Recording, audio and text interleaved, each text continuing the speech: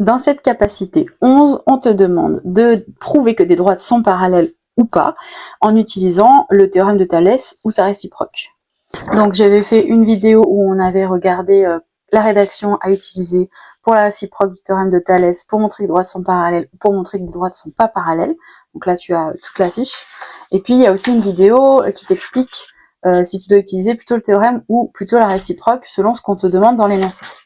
Donc là, typiquement, si on veut montrer que des droites sont parallèles ou pas, il faut utiliser la réciproque du théorème de Thalès. Pour utiliser la réciproque, il nous faut des points alignés. Et c'est à peu près la seule chose qu'il nous faut, c'est-à-dire il faut AFB aligné, AEC aligné. C'est déjà dit dans l'énoncé, et c'est bien même précisé dans quel ordre, et on te demande de montrer que la droite EF et CB sont parallèles. Donc même si c'est déjà écrit dans l'énoncé, on va réécrire les conditions qui sont bien réunies pour utiliser la réciproque du théorème de Thalès.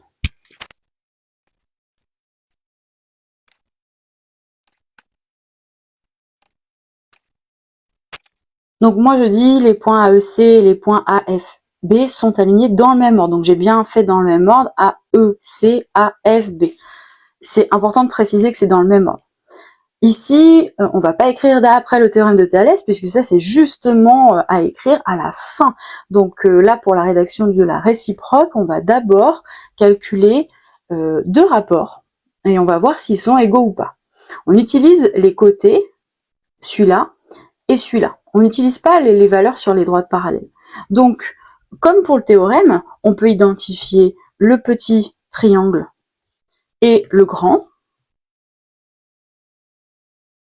et on va écrire des rapports sur lesquels on aura les longueurs du petit divisées par la longueur du grand.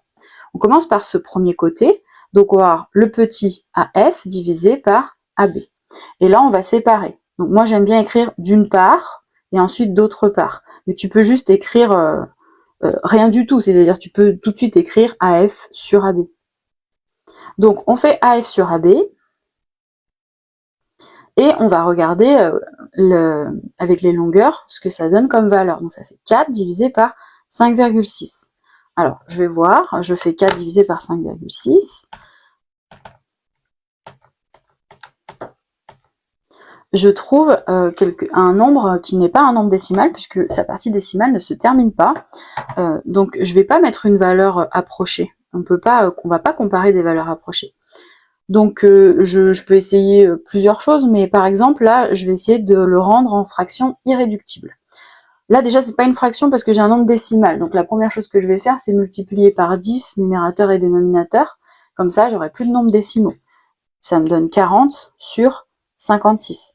Et puis maintenant je vais simplifier ma fraction, donc là soit tu tapes ta fraction directement ici, tu écris 40 divisé par 56, divisé par 56 comme ça, et elle te donne directement la fraction, la calculatrice te donne directement la fraction irréductible, donc simplifiée au maximum. Ou alors, tu connais tes tables, tu sais que 40 et 56 c'est dans la table de 8, que 40 divisé par 8 ça fait 5, et que 58 divisé par 8 ça fait 7. Donc là on a un premier rapport qui fait 5 septièmes. Là maintenant on va regarder si l'autre rapport, une fois simplifié aussi, est-ce que aussi ça fait 5 septièmes? Bon, là, il n'y a pas trop de suspense parce qu'il y a 5 et 7. Hein. D'autre part, donc petit côté sur grand côté, AE sur AC égale AE c'est 5, AC c'est 7, 5 septièmes. Qu'est-ce qu'on remarque? Eh bien, on remarque qu'on a les rapports qui sont égaux. On va donc écrire donc. Déjà, avec les lettres, on se rend compte que la longueur AF divisée par la longueur AB est égale à la longueur AE divisée par la longueur AC. N'écris pas, on remarque que 5 sur 7 égale 5 sur 7. Ça n'a pas de sens. C'est comme si on disait oui, 2 égale 2. Donc là, non, tu marques bien que avec les lettres, avec les longueurs. Et c'est là qu'on va parler de la réciproque du théorème de Thalès. On va écrire ainsi. D'après la réciproque du théorème de Thalès, les droites EF et CB sont parallèles.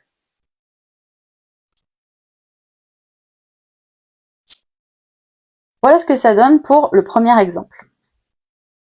On passe au deuxième exemple de cette capacité 11. On voit qu'on a une configuration papillon, on a aussi une configuration classique. On me dit les points A, C, R, E sont alignés dans cet ordre et les points B, C, P, D sont alignées dans le même ordre. Est-ce que les droites AB et DE sont parallèles?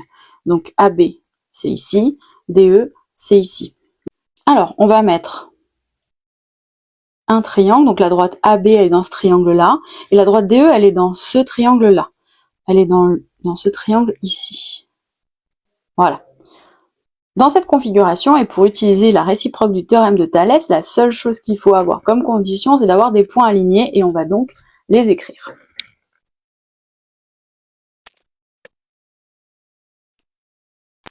Donc, je ne me suis pas intéressée à ce côté PR ici, puisque moi, je me suis vraiment placée dans cette configuration papillon ici. On me demande AB et DE. Donc, pour l'instant, je ne me suis pas occupée de ça. Donc, j'ai juste dit A, C, E sont des points alignés et B, C, D aussi est dans le même ordre. Donc, j'ai bien fait le bon ordre. Donc là, c'est classiquement ce qu'on me demande de faire. Ensuite, je dis pas que j'utilise la réciproque, hein, ça vient vraiment tout à la fin. Donc là, ici, il va falloir que je fasse un rapport, je calcule ce rapport, un autre rapport, et que je compare ensuite s'ils sont égaux ou pas. Donc, on commence par d'une part, mais on peut juste écrire le rapport si on veut. Hein. Moi, j'aime bien écrire d'une part pour bien séparer. Alors, sur ce premier alignement ici, si je fais ce triangle, donc le triangle bleu sur ce triangle ici jaune, j'ai donc AC divisé par CE. Alors, AC, c'est 3. Et CE, eh bien, juste là, la seule difficulté, c'est qu'on ne me donne pas directement CE, on me donne CR et RE. Mais tu peux directement écrire que c'est 2,5 plus 1,5. Ici, tu peux complètement. 2,5 plus 1,5. Si tu veux même, tu peux écrire avant ou après, tu peux écrire que CE est égal à CR plus RE égale 2,5 plus 1,5. Et donc, tu écris, là, ça fait 4. Et donc, tu peux l'écrire avant si tu veux. Moi, je vais le mettre directement dans mon calcul. Je trouve que ça va bien. Et donc, 3 sur 4. J'ai une fraction qui est déjà irréductible. Je m'arrête là. D'autre part,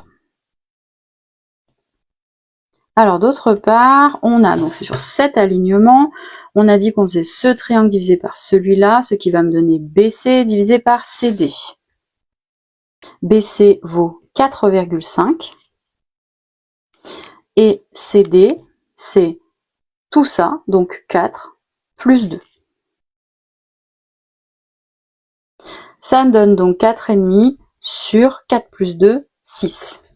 Alors ça, c'est ni une fraction, ni irréductible. Donc pour que ce soit une fraction déjà, je vais multiplier par 10. Donc j'aurai 45 sur 60.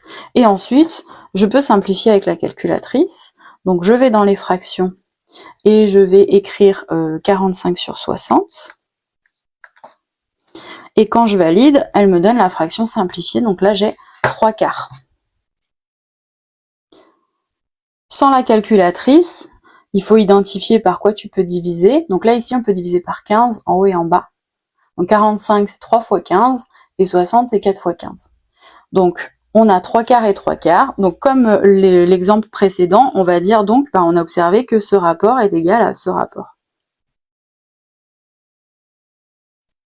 Et donc, c'est à ce moment-là, et uniquement à ce moment-là, qu'on va dire que d'après la réciproque du théorème de Thalès, on peut dire que les droites AB et DE sont parallèles.